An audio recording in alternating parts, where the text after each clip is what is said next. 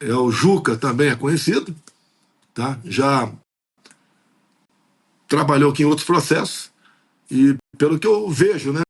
Apesar de não estar trabalhando em conjunto os dois, mas tem a mesma tática, pelo que eu estou vendo. Primeiro, anular a delação. Afinal de contas, né, na questão da Lava Jato, por muitíssimo menos, várias delações foram anuladas e os réus foram postos em liberdade. E brevemente estão até recebendo o que devolveram, produto do que erraram lá atrás. Agora, para mim, parece que nada disso vale. Eu tive questão pessoal, o Flávio Dino, nós fomos deputados juntos. Eu estava no, não sei qual partido que eu estava, ele estava no PCdoB, já tivemos arranca-rabo lá dentro, tá certo? Já tive problemas com o ministro Barroso, quando era advogado do Batisti, eu deputado federal. Tá? E isso aí, obviamente, né, deveriam ser pessoas, no caso, impedidas de me julgar. Mas nós sabemos que o Supremo Tribunal Federal, com todo o respeito que eu tenho, toma decisões políticas. Então está na mão dos advogados esse tratamento, essa tentativa de convencer, ir para plenário, convencer, dado o que aconteceu na delação do CID, anular a delação e resistir. Porque fatos novos, com toda certeza, aparecerão. Se bem que eu acho, não é porque eu estou numa situação de quase réu. Eu não tenho culpa de nada. E até digo, os outros não tinham mínima condição de tentar dar um golpe. Zero. Zero chance. Zero. Como disse o Zé Múcio, disse até o presidente Michel Temer, num primeiro momento até o nosso Jobim disse, depois ele voltou atrás, mas a primeira declaração dele foi que não tem cabimento falar em golpe. Que golpe? Até o prezado aí, Alexandre Garcia, que é um pouco mais velho do que eu, tem mais história, né? Em 64 eu tinha 9 anos de idade, o Alexandre tinha uns 25. Então, o que aconteceu não é uma coisa de uma hora para outra. E outra coisa, quando existe uma tentativa de golpe, não vou falar nem golpe, né? Tentativa de golpe, em qualquer lugar do mundo, em poucos minutos, o mundo todo fica sabendo. Até o dia conversando com um amigo meu de Israel, né, que fala muito bem português, ele falou, que golpe é esse que o Mossad não estava sabendo? Poxa, então é uma tentativa de golpe, algo sério, golpe muito mais sério ainda, mas quem porventura vá pensar nisso, que tem que ter uma tremenda articulação, a maior preocupação é o seguinte, e o after day, e o dia seguinte, como fica? Não existiu nem medida preparatória, nem plano. Quando falo o tempo todo em minuta de golpe, eu falo, me apresenta essa tal da minuta, porque que foi debatido, segundo o próprio comandante do Exército na época, foi hipótese de sítio e defesa. Ninguém dá golpe usando a Constituição. O golpe é um sinônimo, né, de você negar a Constituição. Agora, o que eles querem? É tirar a direita da disputa eleitoral do ano que vem. Como até o momento, estou fora, né? Por ter se reunido com embaixadores. Eu não fui lá no Rio como o senhor Lula foi conversar lá com lideranças regionais, que só eram regionais, porque tinha o positivo, né, do tráfico, e aí não tem problema, tá certo? Agora, é uma medida realmente para alijar, no caso, a direita, que apesar de todos os ataques que eu sou, pancaram o tempo todo. A última pesquisa do Paraná Pesquisa, me dá aí 5 pontos na frente do Lula, né? E quando me tiram da pesquisa, que não foi eu que mandei fazer a pesquisa, bota a dona Michele, que fica na frente do Lula também. E a esquerda não tem liderança. Não tem liderança. Eu estava na reunião hoje com os influenciadores, né, de direita, quase 2.000 presentes entre ontem e hoje aqui em Brasília. E você vê a liderança da direita, você não vê a liderança da esquerda. O da esquerda é o Felipe Neto da vida, é um maluco aí de um outro qualquer aí que não consegue fazer uma crítica construtiva, só vai para a ofensa. Né? Então, a direita veio para ficar, os conservadores vieram para ficar. Essa onda está no mundo todo, não é nos Estados Unidos apenas, está na Argentina, está no mundo todo. E essa é a tendência. E nós sabemos que o futuro de qualquer país passa pela capacidade do seu povo, né, se instruir e usar o seu patrimônio, né, para que você, ao gerar conhecimento, você conseguir benefício para o seu povo. Presidente. E isso aí a esquerda não tem. Presidente, boa noite, é um prazer falar com o senhor. Tá, eu queria voltar rápido.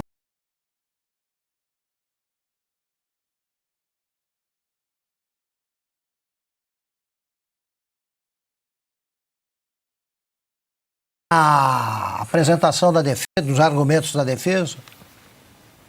Eu tenho certeza que sim, né? Se bem que a defesa, você pode ver, foi entregue a denúncia anteontem, se não me engano, há 3 dias, e no dia seguinte da entrega da denúncia, nós já fomos notificados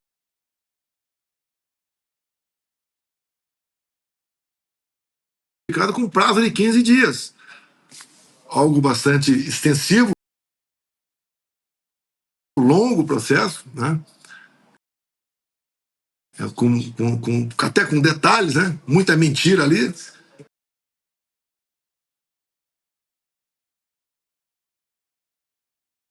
Algum, né? Pouca semana falou, sem regulamentar as mídias sociais, não teremos sucesso em 26. Ou seja, como Trump vem dizendo, que não se pode falar em democracia sem liberdade de expressão. E cada vez mais nós vemos a liberdade de expressão ameaçada. Hoje eu falei lá nesse evento, com 2.000 pessoas aproximadamente. Para mim, particularmente, seria muito mais fácil, né, e tranquilo estar do outro lado. Mas não posso ficar de costa para o meu povo. Lá aproveitei para a gente. Vamos fazer um movimento monstro em Copacabana no próximo 16 de março, para demonstrar o que nós queremos. Selecionamos quem vai falar. Fala Jair Bolsonaro, fala a dona Michele, Silas Malafaia, fala o Nicolas, fala o Flávio, e mais 3 ou 4 lá. E é definido o que nós vamos falar. Quais são as pautas nossas? A mais importante é a anistia. Tá? Vou pedir para a população não levar cartaz, porque se fizer como alguns municípios estão fazendo, né? Liberdade. O cara levanta um cartaz esquisito, é dor de cabeça. Macula o movimento no Brasil todo. Faz a esquerda, a direita, dá uns passos atrás. Faz com que se alongue o sonho da anistia. E que você pode ver, o Augusto, eu sou um pouco mais novo que você, tenho uma filha de 14 anos. Eu só não a vejo à noite ou de manhã quando ela está na cama ainda. Fala isso, eu vejo. E fico com saudades. Igual chegou há 3 semanas, teve uma pessoa lá de Rondônia, né? Que ajudou a trazer essa senhora para cá com 6 filhos pequenos. O mais velho 10 anos, o mais novo 10 meses. 10 meses. Ele foi levado para o Congresso. Não é de cortar o coração. Essa mãe que teve o pai condenado a 14 anos de cadeia, está foragido. O pai não vê os filhos. Talvez seja na Argentina. Não é de cortar o coração. A menina do batom também com 2 filhos pequenos. É de cortar o coração. Imagina a dor de uma mãe que não cometeu crime nenhum.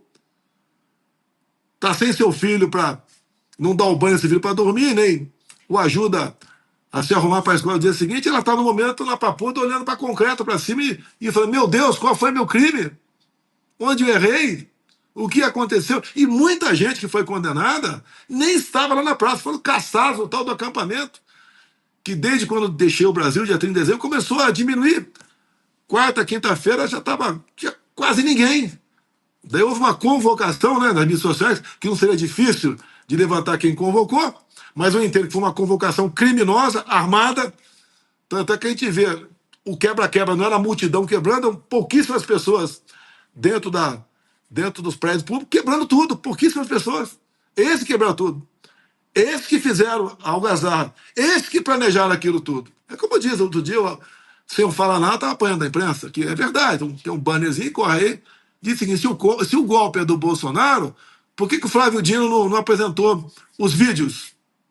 Igual lá atrás, quando aconteceu o 8 de janeiro, a imprensa só mostrava aquele magrelo, né, quebrando o relógio e com o extintor de incêndio batendo numa cama. Não tinha mais imagem. Até que a CNN, algumas semanas depois, mostrou outras imagens.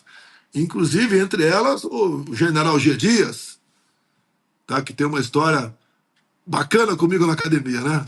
No passado, isso foi bastante divulgado. Eu tinha uma passagem na academia que recebi um elogio, e militares me elogiou, ainda mais um cadete, um aluno excepcional, porque eu reclamei da minha prova que tinha gaivota azuis demais. Ou seja, eu reclamei para diminuir meu grau. E o G. Dias, ao contrário, foi pego com um grupo de alguns outros poucos cadetes colando na prova. E ele só não foi excluído por questão ali de parentesco. Então, uma diferença minha para o G. Dias enorme. E o G. Dias só não saiu 4 estrelas, porque tem as indicações políticas, apoio generalato também, né? Porque ele se envolveu num episódio na Bahia, numa greve da Polícia Militar, onde a PM, né, descobriu a data do aniversário dele e foi comemorar, entregando um bolo para ele, e ele abraçou os caras. Então aí ficou ridículo demais, acabou não sendo promovido a 4 estrelas. Cadê o G. Dias no processo? Cadê o G. Dias no processo?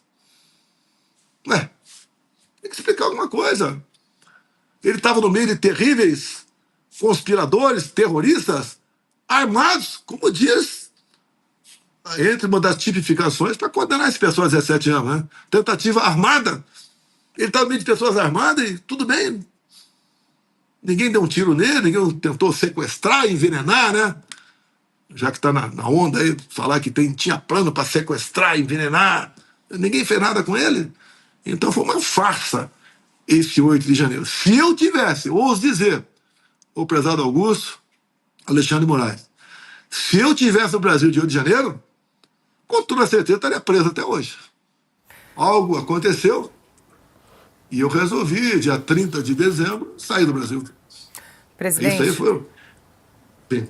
Desculpa, deixa eu aproveitar aqui e interromper rapidamente o senhor para registrar que mais de 140 mil telas estão acompanhando essa entrevista com o senhor aqui em Oeste Sem Filtro. Eu peço licença para fazer uma pausa rápida, aproveitando até o gancho na sua resposta anterior, o senhor comentou sobre a importância de uma mídia, de um veículo de comunicação independente como a Oeste. E aí aproveito para trazer uma novidade para quem está nos acompanhando neste programa nesta sexta-feira. Vou passar aqui para uma pergunta do Carlo Cauti. Presidente, boa noite, obrigado pela entrevista. Presidente, se, como o senhor disse, a denúncia que foi apresentada é fantasiosa e falta de provas documentais, se o interrogatório contra o Mauro Cid é ilegal e é digno da Gestapo, se o tribunal que tomará a decisão, a primeira turma, vai tomar uma decisão política e não jurídica, e o desfecho provavelmente será a sua prisão, por que permanecer no Brasil? Por que continuar aqui, esperar aquilo que sabemos poderá acontecer em poucos meses? Por que não denunciar isso para o mundo, aquilo que está acontecendo no Brasil, e ir para outro país ou para outros países mostrar o que está havendo aqui? Olha, eu entendo que é melhor eu ficar aqui. O mês que vem faço 70 anos de idade, tenho mais tempo de retrovisor do que de para-brisa. Agora, será, no meu entender, uma medida que vai ser muito ruim para o próprio Supremo Tribunal Federal. Nós não queremos desgaste de instituições. Nós queremos a verdade. Porque não tenho a mínima prova contra a minha pessoa. Eu não estava aqui de 8 de janeiro. Se bem que 8 de janeiro não houve tentativa de golpe. Repito, como disse o próprio atual ministro da Defesa, José Múcio, lá atrás, Michel Temer, entre tantos e tantos outros. Por que eu teria que sair? Eu já tenho falado, de vez em quando, por aí, que o sistema, né, o Estado profundo, né, me quer morto, não quer eu preso. Eu acredito que se uma prisão para mim, lógico, ninguém quer ser preso. Ontem eu estava sofrendo aqui, até o Palmeiras empatar o jogo ontem aqui, né? Mas quem estava na cadeia nem estava vendo o time dele se quer perder. Ninguém quer perder a liberdade. Não quero dormir longe da minha filha, da minha esposa, de fazer um churrasquinho, de ver os amigos, de colaborar para te mudar esse Brasil. Agora, é um arbítrio sem tamanho que está sendo feito com os presos, que será feito comigo. Eu sou a cereja do bolo. Eles podem até me prender um dia, mas por qual motivo? É comum falar, né? Bolsonaro na cadeia, de vez em quando tá todo manchado de jornal, tá aqui. Bolsonaro vai ser preso. Até ontem eu falei demais, né? Falei, ó, lá sobre prisão, até falei um palavrão, que depois eu vi que não podia ter falado aquilo, mas falei, desabafei. Que é o tempo todo prisão. Qual é o crime que eu cometi? Eu tive proposta para ficar nos Estados Unidos quando estava lá. Sequer fala inglês. Eu podia, um empresário lá me ofereceu para ser o garoto, né, ou o vovô, para vender imóveis no Rio de Janeiro, lá na Flórida. Que após o segundo turno das eleições de 22, muita gente foi para a Flórida. Uma casa lá, boa, né? Está na casa de $1 milhão. E o mercado sempre aquecido. Para você ver como era tratado lá. A maioria das vezes que eu almoçava ou comia uma pizza, que geralmente era no supermercado, na maioria das vezes que eu ia pagar, estava paga a despesa. Na maioria das vezes que eu fazia algumas compras no carrinho, dava lá $200 que eu ia pagar, já pagou. E na maioria das vezes eu não sabia quem pagou. O pessoal tinha um carinho enorme comigo. Quando eu conversava com brasileiros, lá, uma terra de brasileiro, você vê a tristeza nos caras. Eu estava me preparando para voltar para o Brasil, mas não vou voltar com esse cara que está aí, que sei o que vai acontecer. E você vê como se trabalhou no Brasil. Querer negar que o TSE não botou o dedo na balança é ser cego. Eu não podia falar durante a campanha que o Lula defendia o aborto. Eu não podia botar a imagem do Lula defendendo roubo de celular para tomar uma cervejinha. Tinha um ciclista agora que foi assassinado, ele nem sabe como, né? Nem ficou sabendo como. Assassinado em São Paulo, para pegar o celular dele.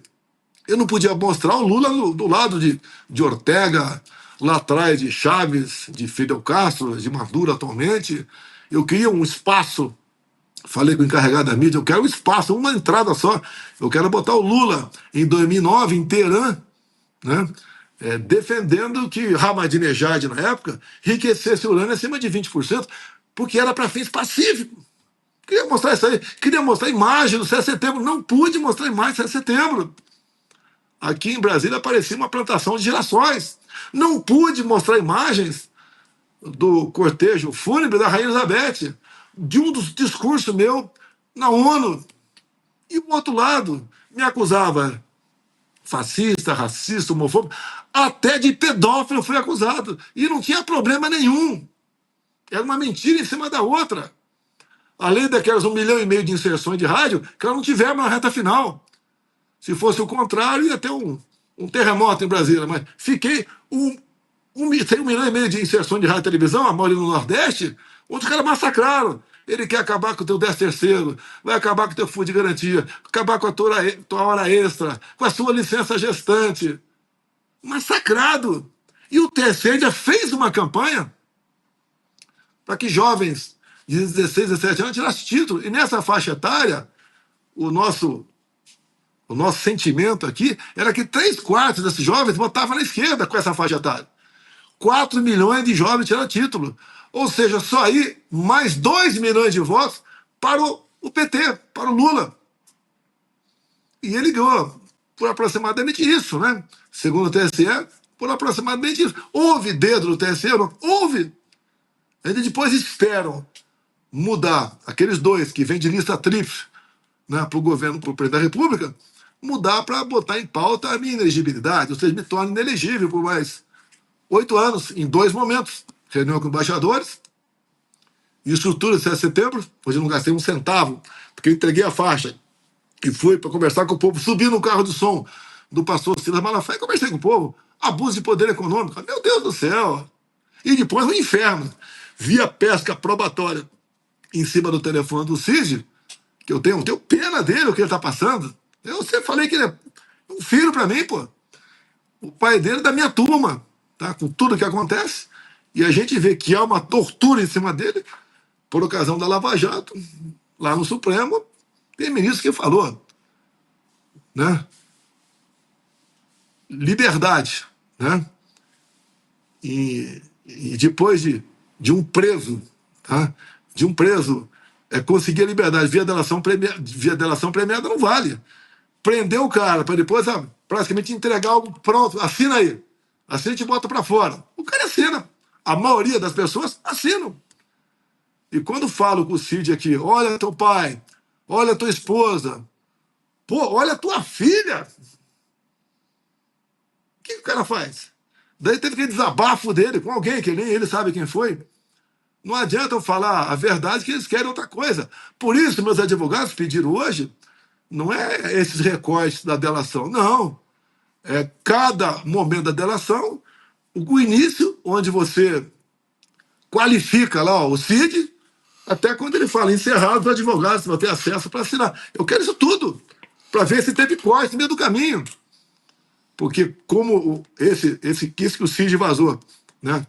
Que alguém grampeou ele, tá certo? Que ele não sabe para quem ligou. São desabafo, aconteceu ou não. E depois tivemos o episódio também conhecido como meia dúzia gigabytes, onde você vê claramente, né, um juiz lá do Supremo, do gabinete do ministro Alexandre, conversando com o Tagliaferro. Olha, acrescenta isso, acrescenta aquilo. Ah, mas tal algo de imprensa não tem nada de errado. Use a sua criatividade. E depois disso, também, outro momento, áudio. O ministro quer o Eduardo Bolsonaro. Quer prender. É isso aí, livro de história, né? Lá atrás, é o nazismo, essas coisas que a gente não acredita até que aconteceu na história. Você não acha o cara, pega a mulher do cara, pega o filho do cara. É isso que foi implantado no Brasil, é isso. E nós queremos o quê?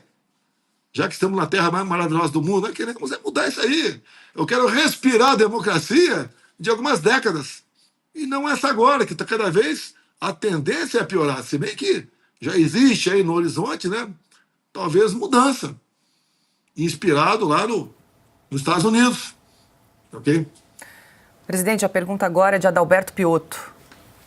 Presidente, boa noite ao senhor. A pergunta é muito clara. O senhor tem recebido ou espera receber apoio de pessoas que sabem do que está acontecendo porque conhecem o direito brasileiro e a Constituição? Ou seja, desse estado de arbítrio pelo qual está passando o Brasil, pelos abusos do Supremo Tribunal Federal, pela incapacidade completa hoje, dado o entendimento do Supremo, em que se exerça o devido processo legal com direito à ampla defesa. Ou seja, tudo que aconteceu, inclusive o senhor citou do Mauro Cid aí, a forma como foi conduzido aquela delação premiada. Eu estou falando de figuras como o ex-presidente Michel Temer, um constitucionalista que conhece o direito brasileiro e que seguramente discorda do que está acontecendo. Ou ex-ministros do Supremo Tribunal Federal, de outras formações, que também discordam, provavelmente, do que está acontecendo. Ou de políticos, independentemente do partido, mas que entendem a Constituição e sabem que o Brasil se desviou do rumo constitucional. O senhor já recebeu ou espera receber o apoio dessas pessoas? Eu não estou falando aqui de candidatura à presidência no ano que vem. Estou falando de defender o Estado Democrático de Direito, em que, nesse momento, o senhor é uma vítima desse abuso que está acontecendo. Eu tenho recebido apoio, sim. Alguns públicos, como você vê, do prefeito de São Paulo, o Ricardo Nunes. Tá? O próprio Michel Temer falou há algumas semanas sobre esse assunto também. Tem uma declaração do Kassab, tá? Falando que este episódio comigo e nada interfere a vontade dele junto ao seu partido pela anistia dos presos de 8 de janeiro, a própria mídia, né, tradicional, que sempre bateu muito em mim. A gente vê muita matéria mostrando os excessos, o abuso, porque depois que se porventura conseguir colocar um ponto final em mim, vai colocar em vocês também, vai colocar em todo mundo também. Então tá dando certo essa nossa estratégia. Tem pessoas que eu não vou falar o nome daqui para não expô-las, mas eu tenho muita aceitação. Isso é demonstrado quando eu viajo de avião. Raramente alguém fala alguma coisa errada comigo, né? Até no estádio de futebol. Estive em Brasília em 2 jogos, né? Muito bem recebido. Num dos momentos lá, fiquei lá num cantinho, uns 30 lá falaram palavrão, a imprensa deu espaço para aqueles 30 apenas, mas não tem importância aí. Eu tenho certeza que o nosso apelo para Copacabana fará muita gente ir para lá. Eu convidei as lideranças de São Paulo, Espírito Santo, Minas Gerais, que são limites do Rio de Janeiro. Eles não vão fazer movimento nos seus respectivos estados, vão todos para lá, com uma pauta definida. Vão de verde e amarelo, sem cartazes, tá? Ouvir algumas pessoas, tá? Por no máximo 1h30, dar um recado, mostrar, vamos assim dizer, desabafar também, mostrar os problemas do Brasil. Não é apenas a anistia. Como é que está o preço do material de supermercado? Comigo foi guerra e pandemia, não chegou a esse nível. Eu lembro quando fui negociar com o Putin, início de janeiro, basicamente era fertilizante e diesel. Tá? Excelente a negociação. 3 horas com o Putin. E na hora que estava acabando a reunião, ele pediu para mim ovos. Pô, eu pedi para ele, me dá 6 meses, que eu tenho que conversar com a ministra Tereza Cristina, porque eu não posso assumir um compromisso e começar a exportar ovos para a Rússia, né? Eu acho que a população dele é um pouquinho menor do que a nossa, mas daria um baque aqui. Falta diminuir a oferta de ovos no Brasil, o preço ia lá para cima. No momento, o que está acontecendo? Por que os ovos aqui, em média, passou R$ 1 a unidade no Brasil todo? Já não pode comer carne, não tem café, não tem o açúcar subindo de preço bastante, tá? E agora a crise dos ovos também. Carne. Tá ok? Carne. Então foi um governo que não tem gestão. E você vê um governo federal que a questão do plano safra anuncia que não vai ter dinheiro para o pessoal do agro, se bem que hoje arranjou uma medida meio paliativa aí para arranjar alguma coisa.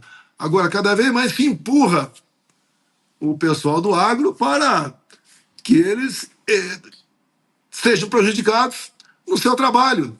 E quem sofre com a menos oferta de produto do campo na mesa é em especial o pobre, pô, que não tem muita mais opção de como se alimentar no Brasil. Agora, um grande problema, que me desculpe aqui, eu acho que, se me permitirem, vale a pena um programa, né? Porque vai chamar a atenção de todo mundo, eu chamo de invasão silenciosa. É a China tomando conta do Brasil. Minas de minerais raros entregue para a China, tá? A questão de portos, aeroportos, linha de transmissão, e o que é mais grave agora, o atual ministro Fávaro da Agricultura anunciou em janeiro, a título de recuperar terras degradadas, que chegaria em torno de 10% do total no Brasil, ele ia buscar recursos internacionais para poder recuperar essa terra. Quem vai investir aqui? A China. E diz ele, o nosso Fávaro, né, que o país que vier investir aqui para recuperar essas terras degradadas poderão praticar agricultura, obviamente, né? Ele não vai, um cara de fora, investir aqui para que não seja para algo que seja útil para ele também. Ou seja, o capital de fora vem, vão plantar aqui o que nós já plantamos, soja, milho, e as pessoas conseguem produzir mais baratos do que nós, porque a gente sabe que se alguém de fora vier, tipo a China, né, trabalhar aqui, vem trabalhador de fora e a CLT é outra história. Não adianta você falar que vamos aplicar, a gente sabe que não é dessa forma. Poderemos aí forçar que caia o preço dos produtos brasileiros, mas não é porque está alto o produto brasileiro, é porque não vai ter competitividade. E quando você é obrigado, o homem do campo, né, hoje o agro é obrigado a diminuir o preço do seu produto, não paga o que ele está investindo. Vai sair desvantajoso ou ele vai ter prejuízo no que produzir. E daí acaba vendendo sua terra. Quando fala em vender sua terra, tem um projeto de lei que passou no Senado, depois eu consegui, enquanto presidente, segurar na Câmara, graças à liberdade que eu tinha, em especial com o Arthur Lira, que foi um grande parceiro meu na Câmara.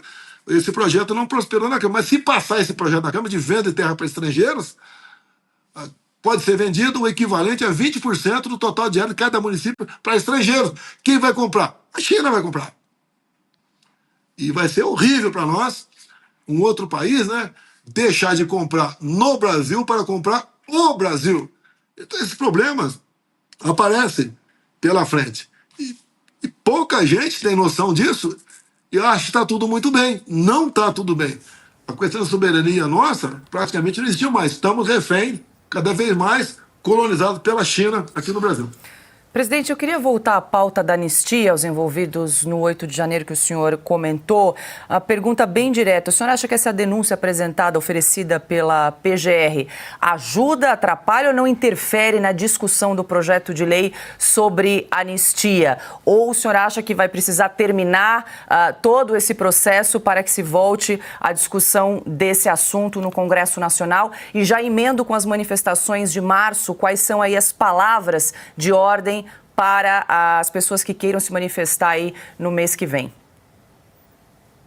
Olha, eu vou na manchete que está em alguns jornais do Kassab, que é o secretário Tarcísio de São Paulo. Ele falou que o fato da denúncia contra Bolsonaro não atrapalha o apoio do PSD, que é o partido dele, para a anistia.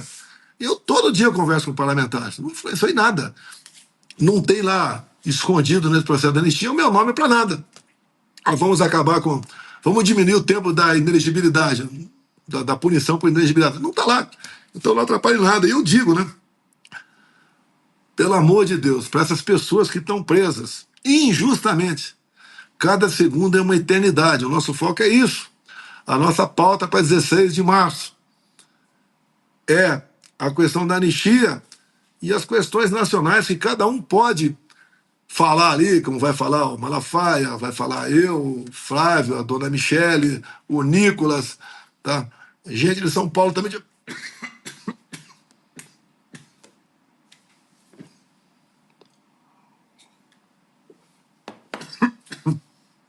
Eu vou botar para falar nessa 1h30. Ia mostrar. Você quer tomar uma água? Fazer uma pausa rápida, tomar uma água e pegar um fôlego. Enquanto isso, deixa eu incluir o Augusto nessa conversa, já que estamos falando aí de projeto de lei, discussão sobre anistia. Augusto, vamos lá. Presidente, todas as possíveis alternativas aí da direita para a candidatura do senhor fazem questão de ressalvar que serão candidatos se o senhor não puder. Eu queria que o senhor falasse sobre a candidatura, que o senhor é o grande líder da direita, é evidente. Agora, o senhor é candidato. O Lula foi até preso. Como é que o senhor pretende agir diante disso? Augusto, até a última pesquisa do Paraná Pesquisa, não era o único da direita que podia derrotar uma possível reeleição do Lula. Nessa última, botaram o nome da Michelle lá. Não estou fazendo algo voltado para a família. Não é isso. Até a Michelle fala abertamente para mim, olha, me esqueça para a possível candidatura do Executivo. E eu a consegui convencer para vir candidata ao Senado pelo Distrito Federal. Com o Eduardo em São Paulo e o Flávio lá no Rio de Janeiro, que é a reeleição. Agora, que eu sempre digo, né? Eu aceitar a inelegibilidade passivamente, porque um burocrata resolveu me tirar fora. Não sei qual motivo, né? A princípio ele me detesta. Me tem como ditador. Ele me tem como ditador, quem diria, né? Ele me tem como ditador. Isso é negar a democracia, Augusto. Tá? Eu entendo dessa maneira. Eu, inclusive, converso com gente dos Estados Unidos. Tem gente lá do segundo escalão do Trump que conversa, meu filho Eduardo conversa também. Eu espero que, eu não vou sugerir nada pro governo Trump, né, mas eu espero que eleições, né, sejam reconhecidas pelas lideranças democráticas do mundo todo, aquela realizada por processo eleitoral confiável, transparente e auditável. E que também não tenha a oposição alijada por processos políticos de inelegibilidade. Tá? A outra, por questões criminais, por tribunais parciais. A gente espera que isso aconteça. Porque o que eu estou sofrendo no Brasil, o Trump sofreu lá. Vamos esquecer até a questão do tiro lá nele e a facada em mim aqui. Ele passou 4 anos sendo ameaçado de prisão. Até depois das eleições continuou com essa ameaça também. E o tribunal lá, apesar de ter a maioria dos indicados de republicanos, né, a outra parte por democratas, é um tribunal mais pacificado no tocante à política Lá, o que o Trump sofreu, eles costumam chamar de lawfare. É interferência política, né? O ativismo judicial na política. Aqui eu sofri a mesma coisa. Quem pega o inquérito da PF, depois pega lá a denúncia do PGR, entende que não tem nada contra mim, e ouso dizer, nem contra os demais. Se alguém teve lá, agindo como maluco, escreveu lá uma besteira qualquer, isso não é crime. Golpe passaria por mim, ou então, não sei por quem. Pode ser alguém que tenha trabalhado na penumbra, até pode ser. Acho difícil. E golpe envolve movimentação das Forças Armadas, movimentação de empresários, até de gente de outros países, da imprensa, do parlamento, de setores do Poder Judiciário, da imprensa. Como nós vimos em 64, o que aconteceu?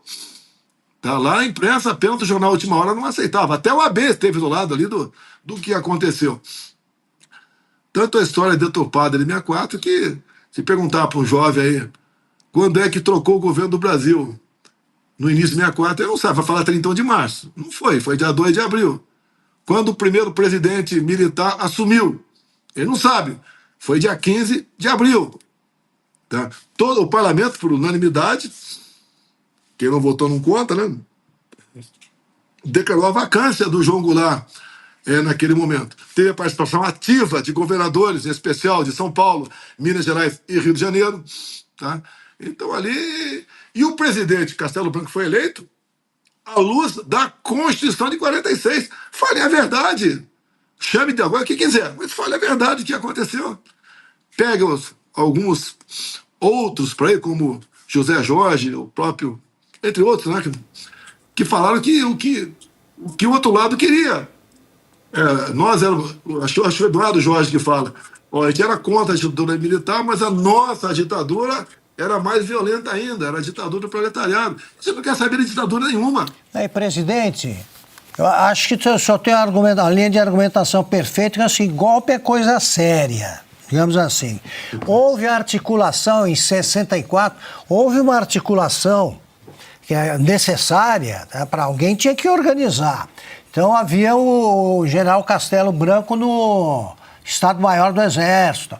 E agora? Quem tem? Eles não conseguem dizer como é que seria organizado o golpe que eles inventaram. E essa pergunta que o senhor faz, quero ver quem responde. O que é que haveria no dia seguinte? Se não tivesse havido a prisão dos manifestantes, o que é que seria feito no dia seguinte? Olha, a gente não pode admitir que uma turma de mais de 1.500 pessoas Sim. vai num domingo na Praça dos Três Poderes para dar um golpe. O Augusto, o golpe se dá em cima de uma pessoa. Eu dou o golpe em cima do Augusto. Se eu chego aí na sede do jornal e não está aí, eu não posso fazer nada. Você não pode me chamar de golpe. Até costumo dizer, se alguém vai na tua casa, não tem ninguém lá, e o cara toca fogo na tua casa, você pode acusar do crime de incêndio, dilapidação de patrimônio, seja o que for. Mas tentativa de homicídio, não. Eu não estava lá dentro. Golpe se dá em cima de pessoas. Quando me acusam, acusava o tempo todo, de 2019 até 2022, eu queria dar um golpe, eu falava, vou dar golpe em mim mesmo. Eu vou esperar acabar meu governo, trocar 2 comandantes de força, a pedido do José Múcio, que me procurou, porque ele queria conversar com os comandantes de força, estava sem clima para aquilo, abri as portas, ele conversou, nomeamos, em dezembro mesmo, 2 comandantes de força, o do Exército e o da Aeronáutica, e seguiu o barco.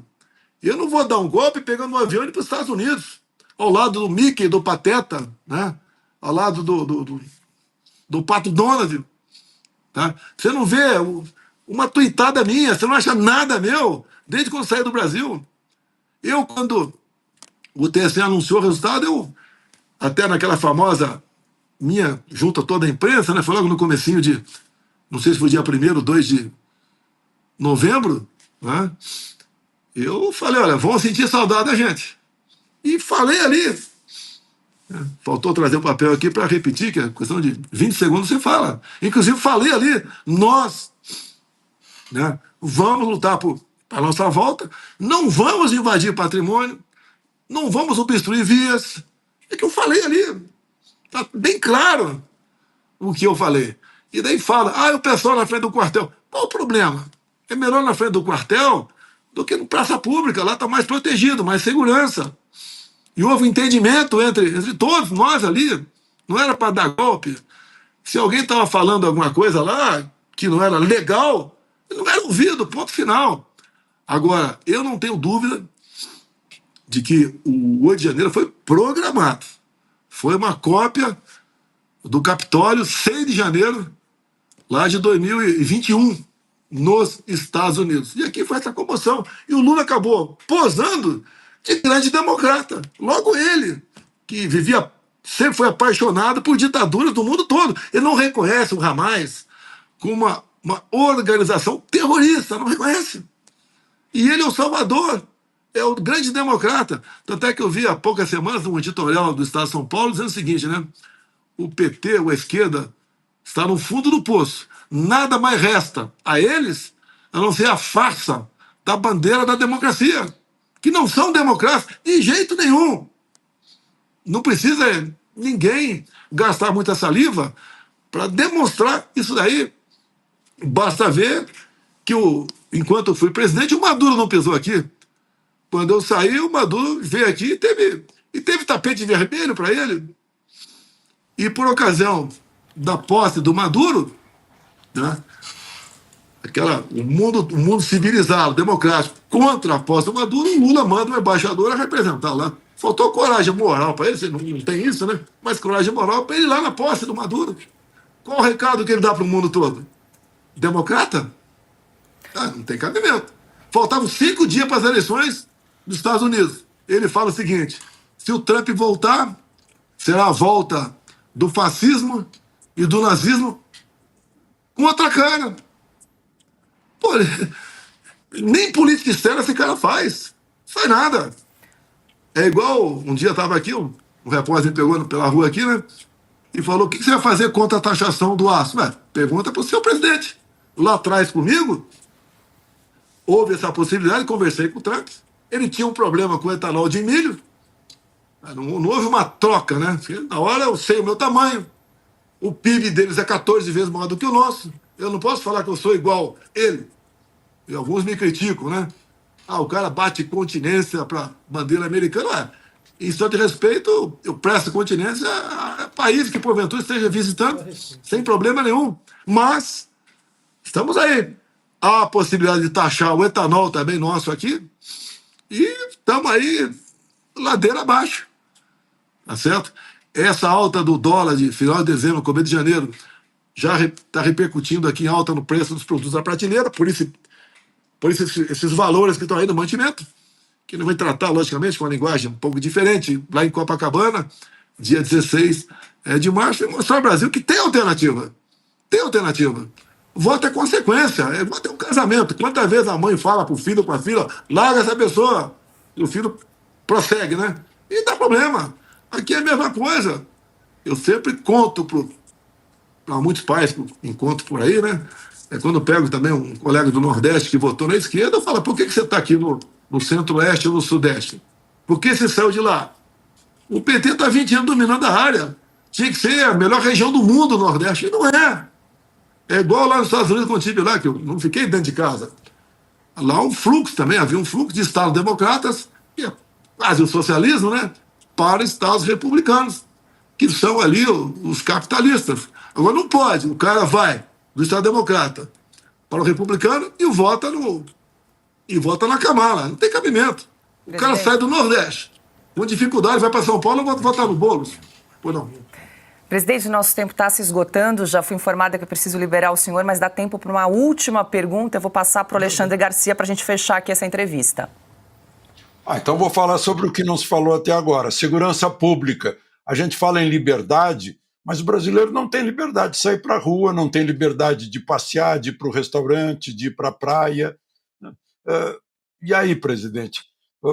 O ano que vem é ano eleitoral, seja o senhor ou qualquer outro da mesma ideologia libertária pela segurança. Qual é qual é a expectativa de resolver esse problema de segurança pública no Brasil, que está cada vez pior? Alexandre Garcia, tu acredita se quiser. Se o povo me der 50% da Câmara e 50% do Senado, eu mudo o Brasil. Nós acabaremos com a audiência de custódia. Essa DPF, que proíbe a Polícia Militar do Rio de Janeiro agir, ela tem que ser revogada. Quem traz segurança são os respectivos governadores. Eu tenho pena do Cláudio Castro, o governador do Rio, que não pode agir de forma mais contundente, porque ele tem que respeitar uma decisão de um ministro do Supremo Tribunal Federal. Eu lembro daqueles filmes de antigamente, né, que a gente assistia no cinema. Tá lá, os bandidos assaltam um banco lá nos Estados Unidos, e daí eles fogem disparada, né, a cavalo para a fronteira do México. Chegou no México, tudo bem, não tem problema nenhum. Lá é a mesma coisa. Você faz uma besteira no Brasil ou no Rio de Janeiro e foge para dentro dessas comunidades.